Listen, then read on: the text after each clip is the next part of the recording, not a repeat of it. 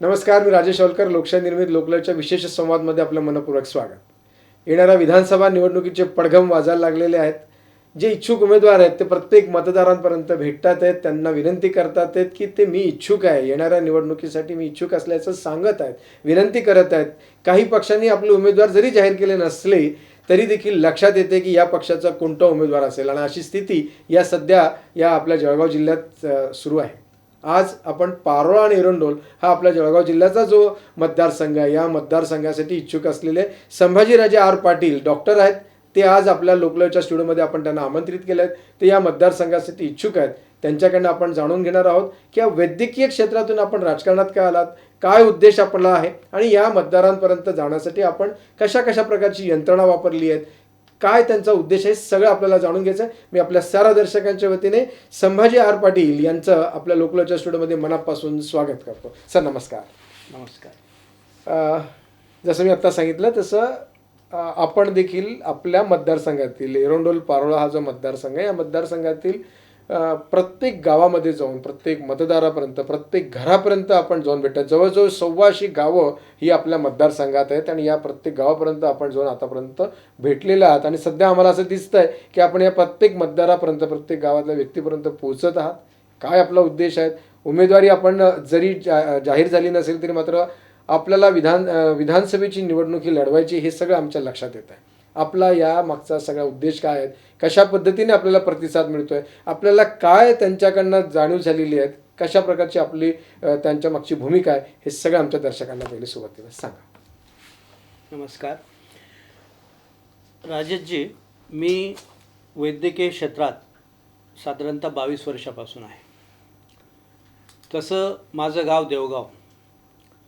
लहानपणापासून मी हे सगळं पाहतोय. मी गरिबी पाहिलेली आहे आणि अगदी खेड्यात तिथंच शिकलेलो आहे 10वीपर्यंत. त्याच्यानंतर मी प्रताप कॉलेजला 11वी-12वीला गेलो, तिथं सायन्स केलं. त्याच्यानंतर मी माझं वैद्यकीय शिक्षण प्रवरानगरलाच केलं.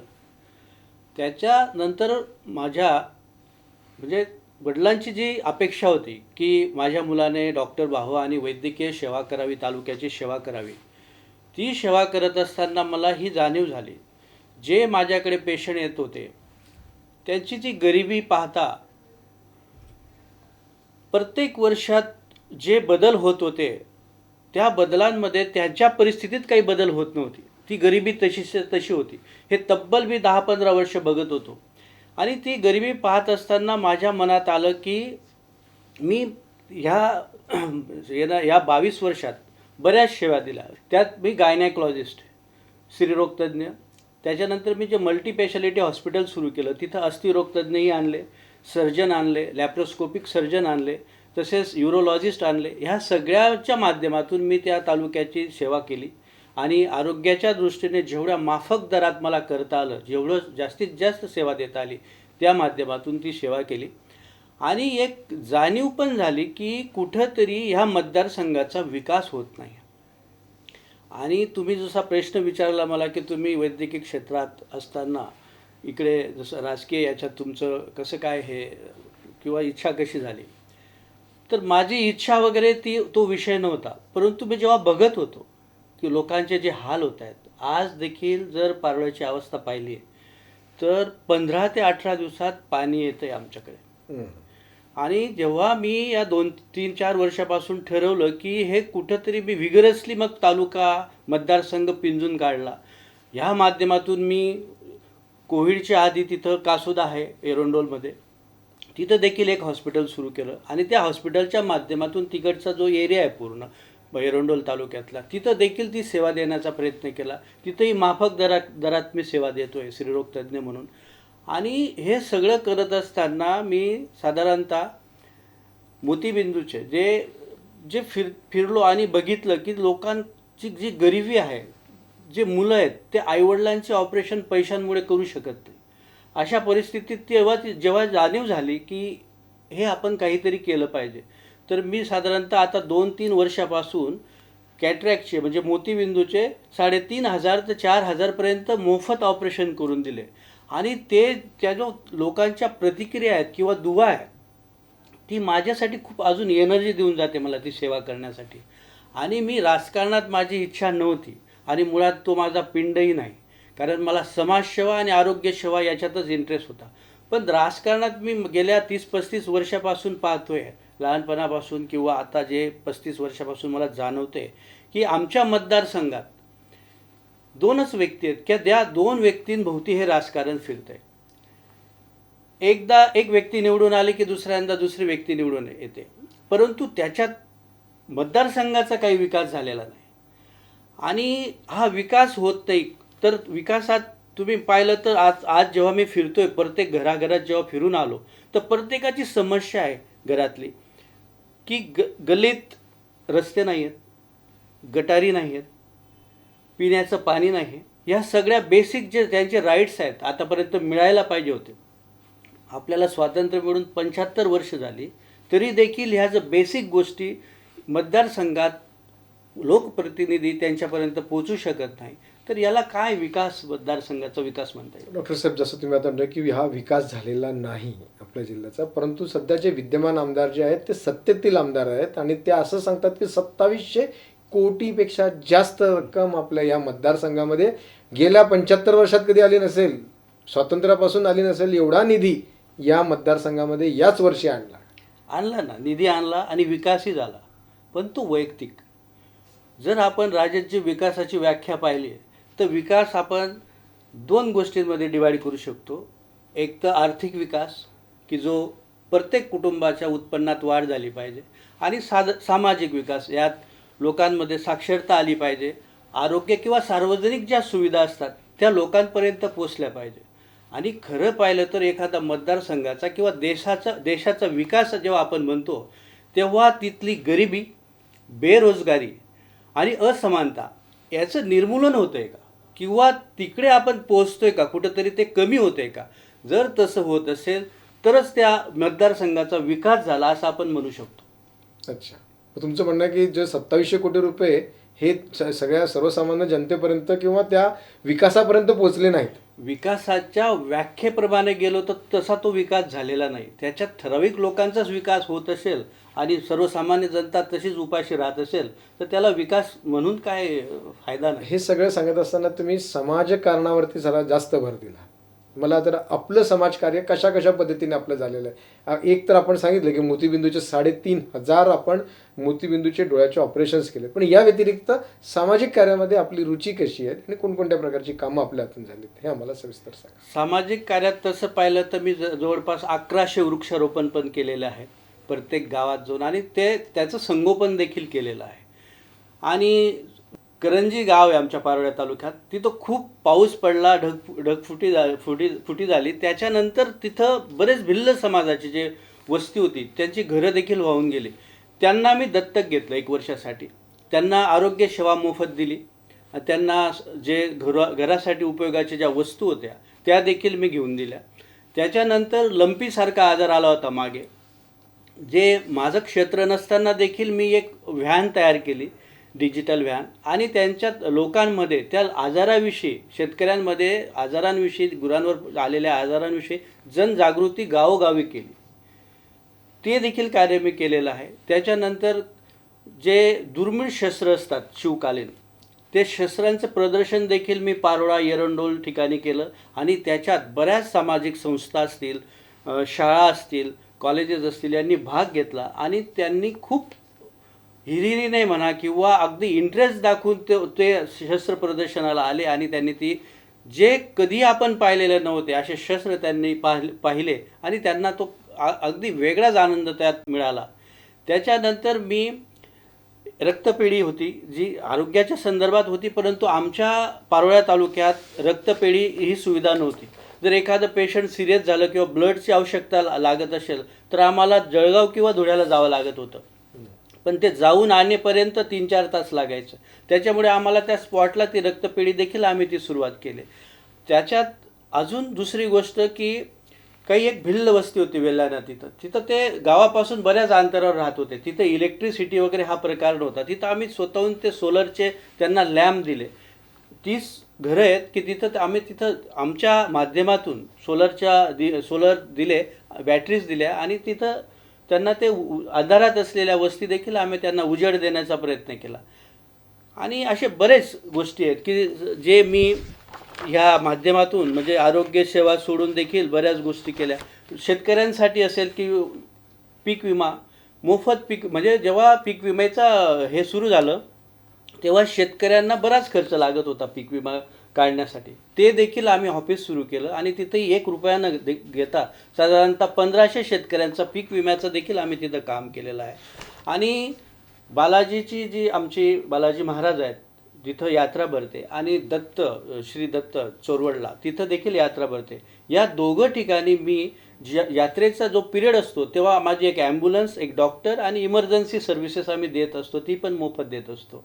अशा सेवा देण्याचा आम्ही बऱ्याच प्रयत्न केलेला आहे. तसेच म्हणजे विद्यार्थ्यांसाठी म्हणजे एक्झामसाठी मार्गदर्शन, कसं पेपर कसे लिहायचे वगैरे, ह्यासुद्धा गोष्टी आम्ही वेळोवेळी विद्यार्थ्यांना पालकांच्या यांच्या माध्यमातून करत असतो. कोविड काळात साधारणतः 1500 ते 2000 मोफत शस्त्रक्रिया म्हणजे डिलिव्हरीज, त्यात सीझर असतील, नॉर्मल डिलिव्हरीज असतील, ही सुविधा देखील आम्ही त्यावेळेस पुरवलेली आहे. अच्छा. डॉक्टर साहेब, हे सगळं कार्य जे आपण मी आत्ता बघितलं ते सर्वच क्षेत्रात, म्हणजे सामाजिक असेल, शैक्षणिक असेल, सांस्कृतिक असेल, शेतकरी असेल, विद्यार्थी असतील, आबाल असतील, या सर्वच क्षेत्रामध्ये आपलं हे सगळं काम आहे. आणि हे सर्व काम आपण आता ज्यावेळेला या सगळ्या पूर्ण मतदारसंघाचा जो दौरा केला असेल, प्रत्येक घरापर्यंत पोहोचलात, त्यावेळेला हे सगळं काम आपण त्यांच्यापर्यंत सांगितलं, त्यांच्यापर्यंत आपण भेटलात, त्यांच्याकडनं तुम्हाला प्रतिसाद कसा मिळाला आणि त्यांनी तुमच्याजवळ कोणती गारणं मांडलीत हे सांगा ना. आम्ही जेव्हा फिरायचो, साधारणतः आम्ही सकाळी 7-7:30लाच त्या गावात सुरुवात करायचो आणि माझ्यासोबत 15-20 आमची माणसं राहायची. तर त्यांच्या समस्या ऐकून घेतल्या प्रत्येकाच्या घरातल्या, कारण ह्याच बेसिक समस्या त्यांच्या काही बऱ्याच ठिकाणी घरकुलं नाही मिळालेली. खरं तर हा फार महत्त्वाचा, सगळ्यांच्या समस्या जास्तीत जास्त ह्या समस्या आहेत की त्या गरीब लोकांपर्यंत त्यांच्या हक्काचे जे घरं पाहिजे होती, घरकुलं मिळायला पाहिजे होती, ती मिळाली नाही. बऱ्याच जणांना रेशन मिळत नाही. कित्येक वर्षापासून त्यांचं रेशन कार्डसुद्धा तयार झालेलं नाही, त्यांचं नाव देखील नाही. ह्या बेसिक समस्या आम्हाला जाणवल्या. आणि बाकीच्या ज्या आहेत तर चालायलासुद्धा रस्ते नाहीत, गटर नाहीत, डास, मच्छर, आजार, हे सगळं साम्राज्य तिथं पाहिलं. त्यांच्या त्याच प्रतिक्रिया होत्या किंवा त्यांच्या त्याच भावना होत्या की ह्या गोष्टी आमच्यापर्यंत आजपर्यंत कोणी आलेलं नाही आणि पोचलेलं नाही. अच्छा, म्हणजे तुम्ही त्यांच्यापर्यंत पोहोचलात. तसंच अशी पण एक ख्याती आहे की पहिले आपण असे व्यक्ती आहात, पहिले असे सामाजिक कार्यकर्ते आहात की नार पार योजनेपर्यंत आपण पोहोचलात आणि नार पार विषयी आपण पूर्ण अभ्यास करून त्याच्याविषयी देखील एक जनजागृती आपण केली. काय तुमच्या मनात नार पार विषय जर सांगा. जेव्हा मी मनात ठरवलं की मला या सामाजिक आणि आरोग्य सेवा करत असताना कुठंतरी हे कार्य जर मोठ्या स्वरूपात न्यायचं असेल तर मला राजकारणात गेल्याशिवाय गत्यंतर नाही. राजकारणात जायचं असेल तर मला ते प्रिपेअर करावं लागेल की माझ्या मतदारसंघासाठी मला काय करायचं आहे. आणि जेव्हा मी पाहिलं तर खरं तर नारपार ही योजना जर आली तर माझा मतदारसंघ सुजलाम सुफलाम होऊ शकतो हे मला जाणवलं. तेव्हा मी 1.5-2 वर्षापूर्वी हा सगळा अभ्यास करत होतो. आणि हे करत असताना एक जाणवलं की जेव्हा मी पाहिलं, त्याचा अभ्यास केला, तर 1960मध्ये भाऊसाहेब हिरे जे आहेत, त्यांनी, जे महसूल मंत्री होते तेव्हा, त्यांनी त्याचा प्रोजेक्ट तयार केलेला होता आणि 250 कोटीचा त्यावेळेचा तो प्रोजेक्ट कॉस्ट होती. ती 1960ची गोष्ट आहे.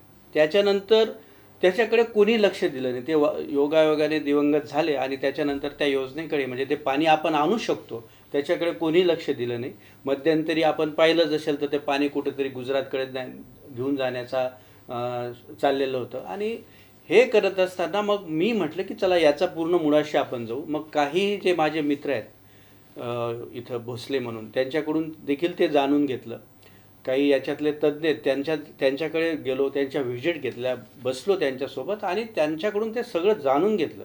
त्याच्यानंतर मी प्रत्यक्ष स्पॉटला गेलो जिथून तिथं उगम होतो, ज्या 5-6 नद्या आहेत त्यांचा उगम होतो. आणि तो अभ्यास करत असताना ती अतिशय सोपी गोष्ट आहे की ते पाणी फक्त जे 160-185 TMC पाणी जे दमनकडे जाते त्याला फक्त बांध घालून आपल्याकडे वळवायचं होतं. इतकं सोपं काम असून देखील कोणी लोकप्रतिनिधींनी यांच्याकडे लक्ष दिलेलं नाही. त्याच्यामुळे मी ते पाणी आणलं तर आपला मतदारसंघ सुजलाम सुफलाम होईल. शेतकऱ्यांचा मूळ प्रश्न पाणीच आहे. पिण्याचं पाणी असो, शेतीचं पाणी असो, जर ते पाणी आलं आणि गिरणा धरणात आपण ते धरण भरू शकलो, तर ते तिथून पुढे आपल्या मतदारसंघात एरंडोल, पारोळा, अंमळनेर अशा पूर्ण भागात ते पाणी येऊ शकतं आणि बारमाही देखील आपल्याला शेतकऱ्यांना पाणी देता येऊ शकतं. ही बेसिक गोष्ट च्या मुळाशी जावं असं मला वाटलं, म्हणून मी त्याचा अभ्यास केला आणि तिथपर्यंत पोचलो. आणि ते मी अजितदादांसोबत देखील बऱ्याच वेळेस चर्चा केली, निवेदनं दिली आणि त्याला कुठंतरी त्याचं फळ म्हणून ती योजना आता कुठंतरी सुरुवात झालेली आहे, झालेली मूर्त आहे. स्वरूपाला येणार आहे. येणार अजून ते तिला प्रशासकीय मान्यता वगैरे सगळ्या मिळतात, त्यात मिळालेलं आहे. ही योजना पूर्णत्वास येण्यासाठी आपण शासन दरबारापर्यंत कशा कशा प्रकारे लढा म्हणा किंवा माहिती देणं किंवा प्रोसेस कंप्लीट करण्यासाठी काय काय तुमचं योगदान होतं? मी दादांसोबत जेव्हा गेलो, म्हणजे पहिलं पाहता की मी जेव्हा पक्षात प्रवेश केला, अजितदादांसोबत गेलो, बरं. तेव्हा त्यांच्यासोबत गेल्यानंतर मी 4-5 गोष्टी माझ्या मतदारसंघाविषयी सांगितल्या त्यांना. जर ह्या गोष्टी होत असतील तर नक्कीच मी या पक्षासोबत किंवा आपल्यासोबत काम करायला मला आनंद होईल. सगळ्यात पहिली गोष्ट सांगितली मी, नारपार योजना मला माझ्या मतदारसंघासाठी पाहिजे. दुसरी गोष्ट की जो साखर कारखाना बंद पडलेला आहे, वसंत सहकारी साखर कारखाना कासोदा, ती देखील गोष्ट मी त्यांच्यापर्यंत पोचवली. आणि MIDC, माझ्या मतदारसंघात MIDC हवी. चौथा मुद्दा होता की मला एज्युकेशन हब करायचे बरं. पारोळा, एरंडोल या मतदारसंघात. ह्या 4 गोष्टी मी त्यांच्यासोबत डिस्कस केल्या आणि त्यांनी मला एक शब्द दिला की ह्या कामासाठी मी तुम्हाला पुरेपूर सहकार्य करेल, मी तुमच्या पाठीशी उभा राहील, यात तुम्ही चिंता करू नका. म्हणजे आता आमच्या एवढं निश्चित लक्षात आलं की आपण अजित पवार यांचा जो राष्ट्रवादीचा जो पक्ष आहे, ज्याचं चिन्ह घड्याळ आहे, अशा या पक्षामार्फत आपण निवडणूक लढवू इच्छितात. बिलकुल. सध्या विद्यमान आमदार हे सत्तेत आहेत, अजितदादा देखील सत्तेत आहेत, हे दोघेही युतीमधले आहेत आणि अशा वेळेला तिकीट हे विद्यमान आमदाराला दिलं जातं जनरली, अशी स्थिती आहे.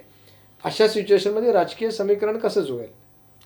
तुम्हाला तिकीट कसं मिळेल असं तुमचा विश्वास आहे? तिकीट मलाच मिळेल असं मला वाटतंय, कारण मी केलेलं आतापर्यंतचं काम आणि जनमत जे पाहता, लोकांना आता परिवर्तन हवं आहे आणि तेही योग्य परिवर्तन हवं आहे. उगाच पुन्हा चूक करतील लोक, आता तसं वाटत नाही. कारण मी त्यांच्या प्रत्यक्ष भेटतोय, त्यांच्या आतून जो आवाज येतोय, जे नजरेत त्यांच्या जे धार दिसते किंवा त्यांच्या बोलण्यात ते जाणवतंय, जो दर्द आहे किंवा इतक्या दिवसांपासून 35-40 वर्षांपासून माझ्या मतदारसंघाचं किंवा आमच्या मतदारसंघाचं जे वाटोळं झालं आहे आणि ज्या सुविधा आम्हाला मिळाल्या नाहीत, तिथून जो त्यांचा आवाज आतून येतोय तो माझ्यासोबत आहे असं मला नक्कीच वाटतं. आणि हा आवाज ते वरपर्यंत पोहोचवतील आणि तिथं नक्कीच त्या मेरिटचा विचार केला जाईल, यात मला 100% गॅरंटी आहे. हे सगळं आवाज पोचवत असताना आपण आपल्या सत्तेमध्ये असलेल्या आमदाराच्या विरोधातच बोलणार आहात आणि आपणही सत्तेमध्ये जात एक प्रकारे. नाही, ते जरी सत्य असलं पण सत्तेतले आमदार जे आहेत ते आम्हाला सोबत कुठं घेत आहे सगळ्या गोष्टीत. ते एकला चलोरे चालू आहे प्रत्येक गोष्टीत. त्यांचं तुम्हाला जर सहकार्य मिळालं तर तुम्ही त्यांना सहकार्य करणार की तुम्ही तुमचं स्वतंत्र लढवणार? नाही, मी ठरवलंच होतं आधीच. पहिल्यापासून मी माझं ठरवलं होतं की मला तिकीट मिळो किंवा नाही मिळो, मी माझ्या मार्गाने चाललो होतो आणि जाणार आहे. आणि मी माझ्यासाठी लढतच नाही, मला लढायचं याच्यासाठी की आता लोकांसाठी लढायचं. ही लढाई माझी राहिली नाही, कारण माझा याच्यात कुठलाही स्वार्थ आहे. मला राजकारण करायचंच नाही मुळात. मी आलो आहे तर समाजकारणसाठी. आणि लोकांच्या ज्या आतापर्यंत जे काम झालेले नाहीत, ज्या योजना त्यांच्यापर्यंत पोचल्या नाहीत, ते मला पोचवायचं आहे. आणि जसं मी विकासाची व्याख्या तुम्हाला सांगितली की विकास कसा असतो, की त्याच्यातली असमानता, गरिबी आणि बेरोजगारी जर दूर होत असेल आणि ते मी करू शकलो तरच मला स्वतःला कुठंतरी वाटेल की नाही, मी काहीतरी समाजसेवा केली लोकांची. मी इकडे आरोग्य सेवा करत होतो, आता 100% समाजसेवा जी करायची माझी इच्छा आहे त्याच्यासाठी मी राजकारणात आलो आहे. माझा याच्यात कुठेही स्वार्थ नाही. कारण तर आता जर पाहिलं आपण तर मी सेटल आहे, माझं हॉस्पिटल आहे, सगळ्या गोष्टी व्यवस्थित चालू आहेत. म्हणजे मला राजकारणात यायची गरज नाही. पण जर ह्या गोष्टी कोणीतरी सोडवल्या असत्या तर माझ्या मनात तो विचारही आला नसता की राजकारणात यावं. बरोबर. म्हणजे अर्थार्जनासाठी किंवा त्याच्यातून तुमची काहीतरी पोळी चालेल अशा प्रकारेसाठी नाही. अर्थार्जनासाठी मला राजकारणात यायचंच नाही. मला लोकांच्या चेहऱ्यावर आनंद बघायचा. तुम्हाला प्रतिसाद कसा मिळेल असं वाटतं? मला गॅरंटी आहे की 100% मला प्रतिसाद मिळतोय, मिळणार. लोकांनी आतापर्यंत जे 2 उमेदवार आहेत ते पाहिले. जे अजून इच्छुक आहेत ते पण त्यांच्यासमोर नाव आहे आणि माझंही नाव आहे. त्याच्यात ते बघतील, कंपेअर करतील की कोणता माणूस कशासाठी राजकारणात येतोय. समजा आता हे जे जुने 2 लोक आहेत त्यांचं तर त्यांनी पाहिलं गेलं. दोघांचं 35-40 वर्ष पाहिलं गेलं लोकांना. आता त्यांचा कंटाळा आलेला आहे. ते त्यांच्या तोंडून प्रत्येकाने ते व्यक्तही केलेलं आहे. दुसरी गोष्ट, आता कोणीतरी दुसऱ्या तालुक्यातून येणारा व्यक्ती किंवा कोणी नवीन येणारा व्यक्ती अचानक येणार आणि काहीतरी लोकांना वेगळ्या पद्धतीने आमिष दाखवून जर ते कुठंतरी किंवा जातीपातीचं राजकारण करत असतील तर आता लोक हुशार झाले आहेत, जागृत झाले आहेत आणि लोकांना दिसतंय की कोणता माणूस आपल्या मतदारसंघाचा विकास करू शकतो हे ते लोकांनी ठरवलं आहे आणि ते बरोबर वाट बघतायत. आता आपण एक कुशाग्र बुद्धिमत्तेच्या आहात, कारण आपण आता म्हणले की आपण MBBS आहात, डॉक्टर आहात, वेल सेटल आहात, अशी सगळी आपली ही सगळी स्थिती आहे. आणि असं म्हणतात की चांगल्या माणसाने राजकारणात येऊ नये. आपल्याकडे आम्ही आपल्या या सगळ्या आतापर्यंतच्या चर्चेतून असं लक्षात आहे की आपण एक चांगला माणूस आम्ही म्हणून तुमच्याकडे बघतोय. नाही, ते बिलकुल 100% बरोबर बोलत आहेत तुम्ही की चांगल्या माणसाने राजकारणात येऊ नये. पण जर चांगली माणसं राजकारणात आली नाही तर आपल्या मतदारसंघाचं आणि आपल्या महाराष्ट्राचं आणि परिणामी देशाचं वाटोळं झाल्याशिवाय राहणार नाही. जर चांगली माणसं आली नाही तर 100% चांगल्या माणसांना खूप त्रास होतो, कारण तो त्यांचा पिंड नाही, परंतु ते त्या पदावर गेल्यानंतर काय प्रगती किंवा काय विकास करू शकतात याची मला गॅरंटी आहे, सर्वसामान्य जनतेला गॅरंटी आहे. म्हणून आणि त्यांना खूप त्रास होतो. ॲक्च्युली चांगली माणसं घरात बसतात आणि ते सेटल असतात. लोकांचा जो त्रास होता, आता मी जेव्हा फिरतोय 3-4 वर्षापासून ते मलाही जाणवतं आहे आणि इतकं सोपं नाही हेही मला जाणवतं आहे. परंतु जर मी नाही तर मग कोण? दुसराही विषय असा आहे की राजकारणात किंवा विधानसभेच्या निवडणुकीला उभं राहायचं असेल, राजकारणात पुढे जायचं असेल तर समाज, सत्ता आणि पैसा यांची जोड, सांगड ही असली पाहिजे. पैसा तर तुमच्याकडे आहे, तुम्ही अगोदरच आम्हाला लक्षात आणून दिलं की पैसा माझ्याकडे बक्कळ आहे, पण समाज आणि सत्ता आणि पैसा या सगळ्यांची सांगड ही कशा पद्धतीची तुमची राहणार आहे? नाही, माझ्याकडे पैसा नाही आहे. बरं. माझ्याकडे पैसा नाही. मी लोक पेरली, सेवा केली, त्या माध्यमातून लोक मला ओळखत आहेत. आणि जे तुम्ही म्हणतायत की ही सांगड, लोकांना पैसाच पाहिजे असं नाही. लोकांना पर्याय नव्हता तिसरा, आणि काही केलं तरी हे काय करणार आहेत पुढे, शेवटच्या क्षणाला काय करतात, लोकांना ती सवय झाली. आणि चांगला योग्य पर्याय नसल्यामुळे ते चालत आलं होतं. आता तसं नाही. आता पर्याय आहेत, सक्षम पर्याय आहेत, चांगले पर्याय आहेत. लोक ते चूज करतील आणि त्याच्यासाठी पैसाच लागतो हे मला वाटत नाही. अच्छा, आता लोक चूज करतील, लोक तुम्हाला निश्चित निवडतील असा तुमचा आत्मविश्वास आम्हाला सगळ्या ठिकाणी लक्षात येतोय. परंतु त्याच्यासाठी कोणत्या तरी पक्षाचं स्थान हे असणं आवश्यक असतं. जर कधी आपल्याला तिकीट मिळालं नाही किंवा आपल्या पक्षाला जर जागाच तिथे सुटली नाही आणि आपण तिथे त्यावेळेला उभं राहणार असं म्हणतात, कसं राहणार? माझ्यासाठी माझा प्रत्येक मतदार हा पक्ष आहे. तुम्ही अपक्ष उभं राहणार? तुम्ही म्हटले जर तिकीट नाही मिळालं तर, पण मला तिकीट मिळालं हे मी तुम्हाला आधीच बोललेलं आहे. अच्छा, तिकीट मिळेल ही तुम्हाला शाश्वती आहे. बिलकुल. पण जागा सुटणं आपल्याला अपेक्षित आहे. आपल्यासाठी, आपल्या पक्षासाठी जागा सुटली पाहिजे. आज युतीमधलं सरकार आहे, विद्यमान आमदार त्या ठिकाणी आहेत, ते युतीमधले आहेत. अशा वेळेला सुटेल की नाही अशी एक साशंकता सतत ही प्रत्येक मतदारामध्ये, प्रत्येकामध्ये, आमच्यामध्ये, या मीडियामधल्या प्रत्येकामध्ये येत असते. डॉक्टर साहेब, तुम्ही 4 विषयांवरती मगाशी हात घातला. एक सांगितलं तुम्ही नारपार, वसंत साखर कारखाना, MIDC आणि एज्युकेशन, या 4 विषयांवरती तुम्हाला आता काम करायचं आहे आणि त्यासाठी आपण विषय देखील ठेवलेला आहे. आणि असं हे निश्चित आहे की एखाद्या मतदारसंघाचा, एखाद्या तालुक्याचा विकास करायचा असेल तर तालुक्यातील प्रत्येकाच्या हाताला काम असणं आवश्यक आहे. त्या दृष्टीने आपले कसे प्रयत्न असतील?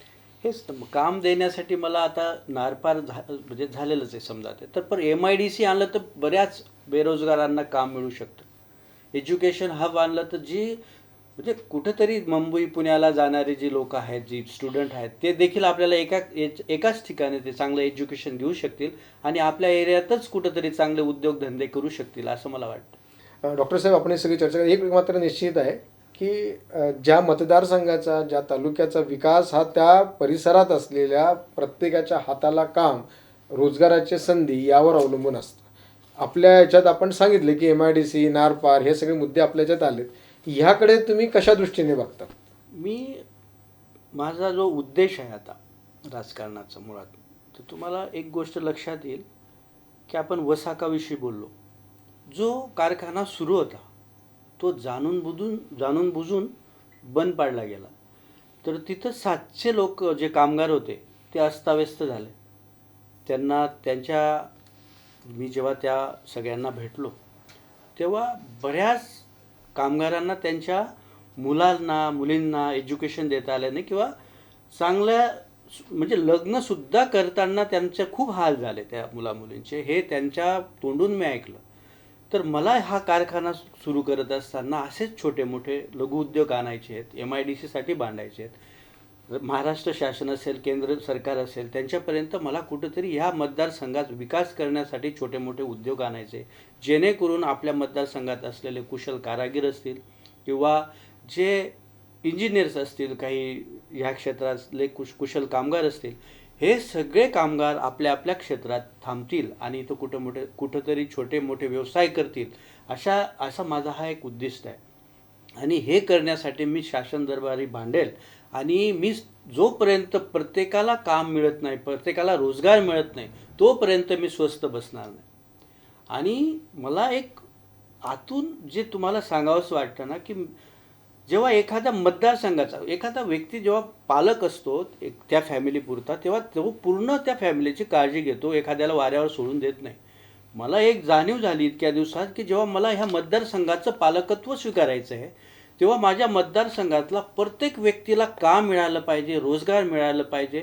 म्हणजे मी अस्वस्थ आहे की इतके स्वस्तपणे लोकप्रतिनिधी झोपू कसे शकतात, की बरेच लोकांना जेवायला मिळत नाही एक वेळचं, बऱ्याच लोकांना काम नाही, बऱ्याच लोकांना राहायला घरकुल नाही आहेत, चांगलं घर नाही, पाणी नाही. हे सगळं आजपर्यंत लोकांना मिळत नाही, तरी देखील हे स्वस्तपणे झोपतात.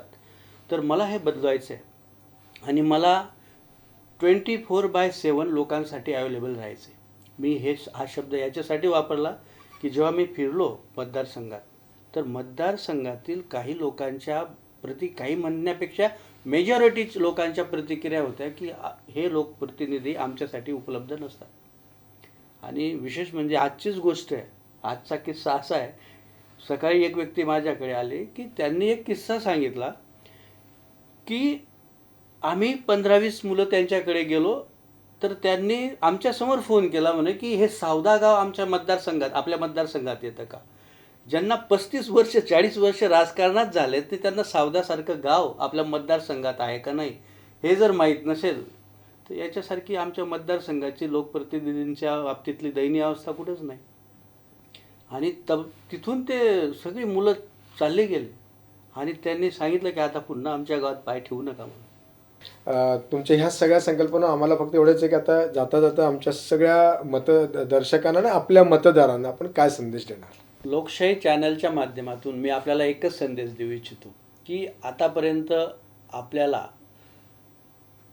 35-40 वर्षात तिसरा पर्याय उपलब्ध नव्हता, नवीन चेहरा उपलब्ध नव्हता, ज्याला कोरी पाटी म्हणू शकतात. आणि ज्याच्या मनात मतदारसंघाचा विकास करावा, थोडक्यात मी असं म्हणेल की ज्याची नियत आणि दानत चांगली असेल असा व्यक्ती आपल्याला उपलब्ध नव्हता किंवा जाणून बुजून त्याला तयार होऊ दिला नव्हता.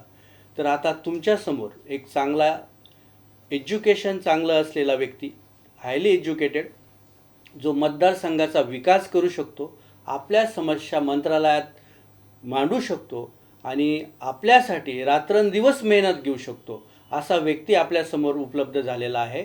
आणि आता ही संधी आपण वाया घालू नये हेच विनंती मी आपल्याला या माध्यमातून करतो. धन्यवाद. मी संभाजीराजे पाटील यांचे या ठिकाणी मनापासून धन्यवाद व्यक्त करेल. आणि पारोळा एरंडोल मतदारसंघाचा ध्यास असलेलं असं हे व्यक्तिमत्व 4 गोष्टींवरती आपलं स्वतःचं पुढचं आयुष्य केंद्रीभूत करण्यासाठी त्यांनी उचललेला विडा आणि त्यांना तिकीट निश्चित मिळेल असा असलेला त्यांना आत्मविश्वास, या सगळ्या जोरावरती त्यांना मी मनापासून शुभेच्छा देतो. त्यांच्या उज्ज्वल भविष्यासाठी मी आपल्या सगळ्या दर्शकांच्या वतीने संभाजी पाटील यांचे या ठिकाणी मनापासून धन्यवाद देखील व्यक्त करतो आणि थांबतो. मात्र आपण पाहत आहात लोकलाईव्ह तुमच्या मनातलं. नमस्कार.